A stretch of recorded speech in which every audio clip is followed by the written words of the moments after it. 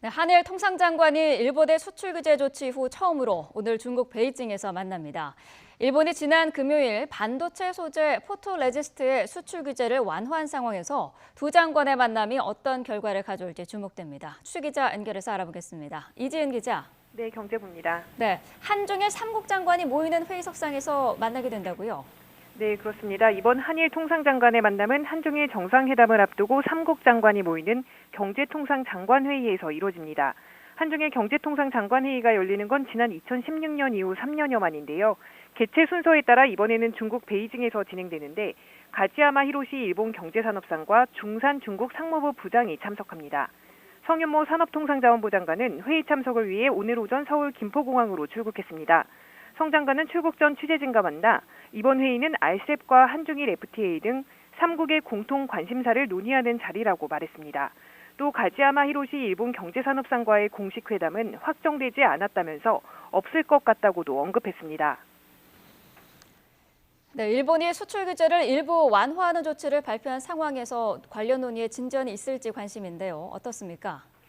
네, 일본은 지난 20일 수출 규제 대상 품목 중 하나인 반도체 소재 포토레지스트에 대한 규제를 완화하는 조치를 단행했습니다. 이에 대해 성윤모 장관은 약간의 진전이 있었다곤 보이지만 수출 규제 조치 이전으로 돌아가는 것이 우리의 요구사항이라고 강조했습니다. 성 장관의 말 직접 들어보시죠.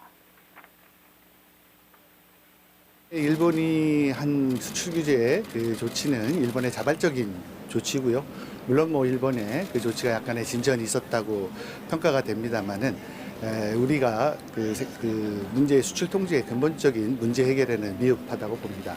적극적으로 이런 대화를 통해서 7월 1일 상태로 본질로 회복하기 위한 양국 간 현안 문제를 해결하기 위한 그 실질적인 대화에 진전이 있을 수 있기를 기대를 하고 또 그렇기 위해서 최선을 다할 생각입니다.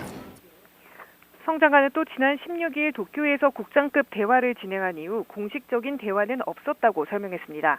하지만 공식적인 대화가 없을 뿐 양국의 대화는 계속 이어지고 있다고도 설명했습니다. 한일 정상회담을 이틀 앞두고 열리는 오늘 경제통상장관회의에서 수출 규제 조치와 관련해 보다 진전된 성과가 나올 수 있을지 관심이 집중되는 상황입니다. 지금까지 경제부에서 YTN 이준입니다.